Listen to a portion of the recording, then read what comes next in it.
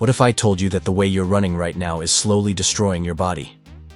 Every step you take could be sending shockwaves through your knees, wearing down your joints, and making running feel like punishment instead of freedom.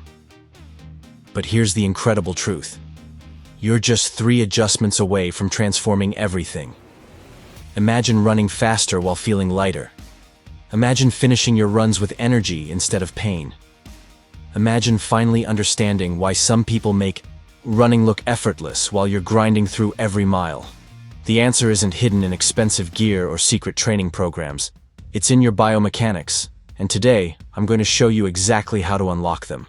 What you're about to learn will feel uncomfortable at first, because it challenges everything you think you know about running. But stick with me, because by the end of this journey, you'll have the knowledge to transform your running today, not someday, not eventually, but starting with your very next run. Welcome to the most important running lesson you'll ever receive. I'm taking you on a journey through the 3 fundamental pillars that separate runners who thrive from runners who quit. Prepare to discover why your current running form might be sabotaging your progress and what you can do about it right now. This isn't about becoming an Olympic athlete. This is about understanding your body's natural design and working with it instead of against it. These 3 pillars have been tested by sports scientists, practiced by elite runners, and proven by thousands of everyday athletes who transformed their running overnight. The best part? You don't need a coach, you don't need a lab, and you don't need permission. You just need awareness and commitment. So let's break down exactly how you're going to transform your running today, starting with the foundation that changes everything else. The first pillar is ground contact time, and this concept will blow your mind. Right now, think about how long your foot stays on the ground with each step. Most runners never consider this, but it's absolutely critical to performance and injury prevention. The longer your foot stays planted on the ground, the more energy you're wasting, and the more stress you're putting on your joints. Elite runners minimize ground contact time. They're touching down and springing back up in a fraction of a second, creating this beautiful bouncing rhythm that looks almost supernatural.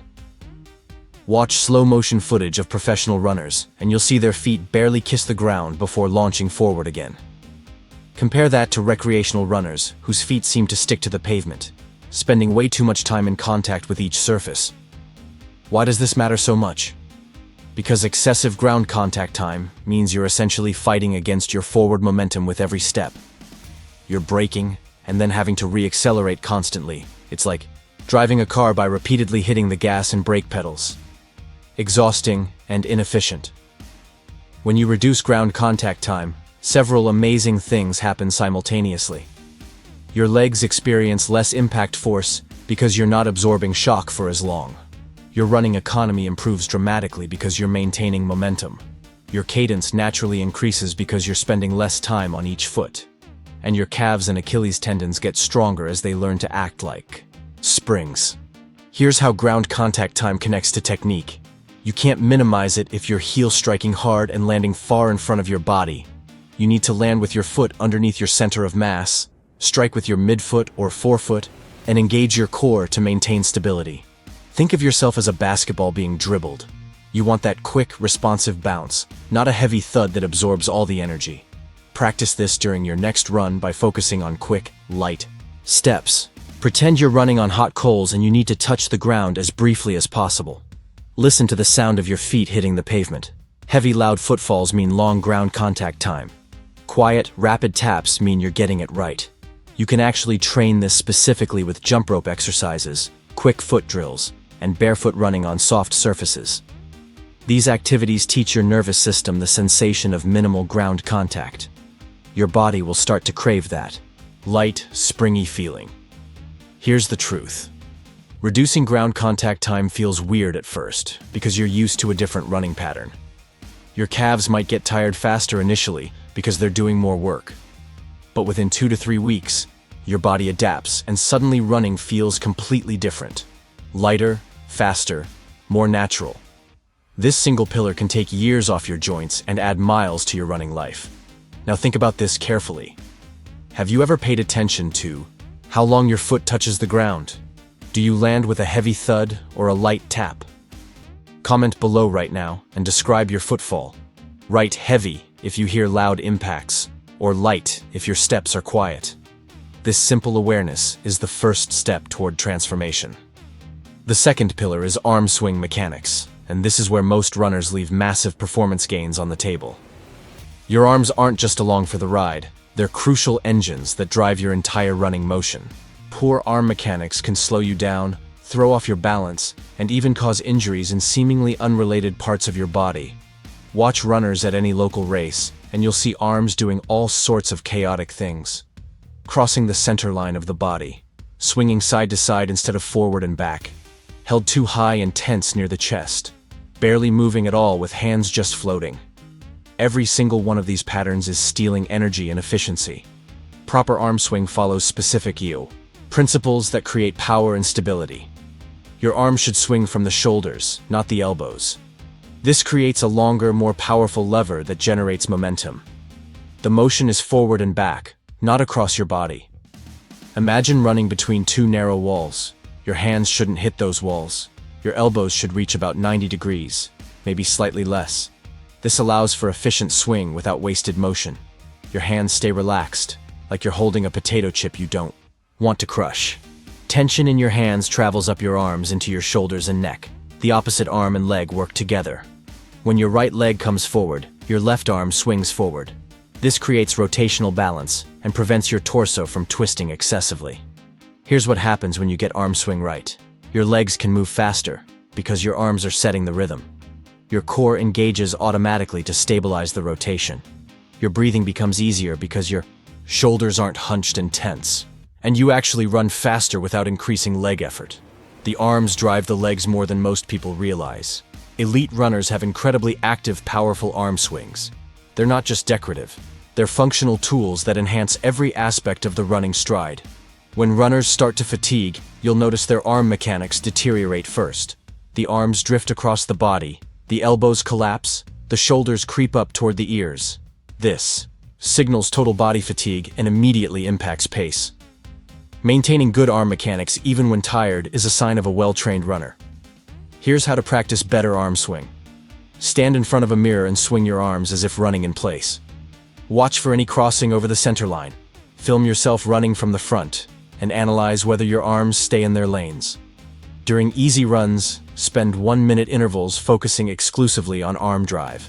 Pump your arms with purpose and notice how your legs respond. Try this experiment. Run for 30 seconds with completely limp, inactive arms. Then run for 30 seconds with exaggerated, powerful arm drive. Feel the difference? Your pace increases dramatically when your arms engage properly, even though your legs aren't working any harder. This is the hidden power of the second pillar. Strength training for your upper body becomes important too. Push-ups, rows, and shoulder exercises give you the muscular endurance to maintain arm mechanics through long runs. Weak arms equal poor form equals slower times and higher injury risk. Transform your arm swing today, and you'll immediately feel more powerful, more balanced, and more in control of your running. The third pillar is breathing rhythm, and this might be the most overlooked aspect of running technique. Most runners never think about their breathing pattern.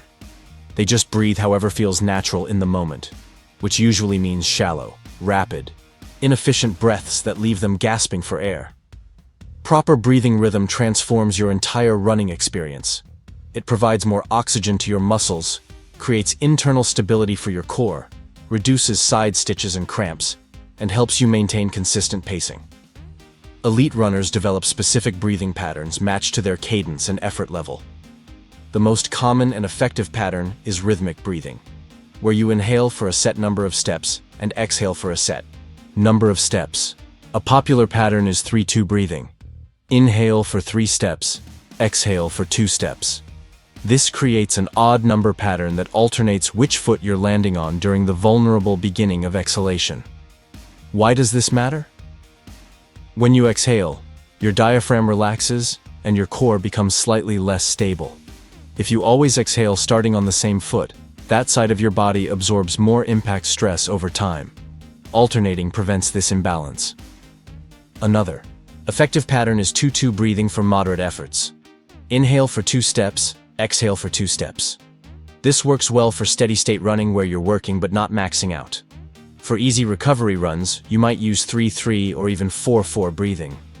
The longer pattern indicates truly comfortable aerobic effort. For hard intervals and races, breathing becomes more urgent, and you might shift to 2-1 or even 1-1 patterns. But here's the key insight. You should breathe from your diaphragm, not your chest. Chest breathing is shallow and inefficient. It uses accessory muscles in your neck and shoulders, creating tension. Diaphragmatic breathing expands your belly as you inhale, filling your lungs from the bottom up. This delivers more oxygen per breath and keeps your upper body relaxed. Practice this lying on your back with one hand on your chest and one on your belly. As you breathe in, your belly hand should rise while your chest hand stays relatively still. This is diaphragmatic breathing. Now transfer that sensation to walking, then jogging, then running. Many runners discover they've been chest breathing their entire lives. The moment they switch to diaphragmatic breathing, their endurance improves noticeably. They can run longer before feeling winded. Their pace steadies because they're not fighting for oxygen. Here's another breathing technique that transforms running. Nasal breathing for easy runs. Breathing exclusively through your nose forces you to slow down and find truly aerobic pace. It's impossible to nasal breathe when you're working too hard. This becomes a perfect built-in intensity regulator. If you can maintain nasal breathing, you're building aerobic base efficiently.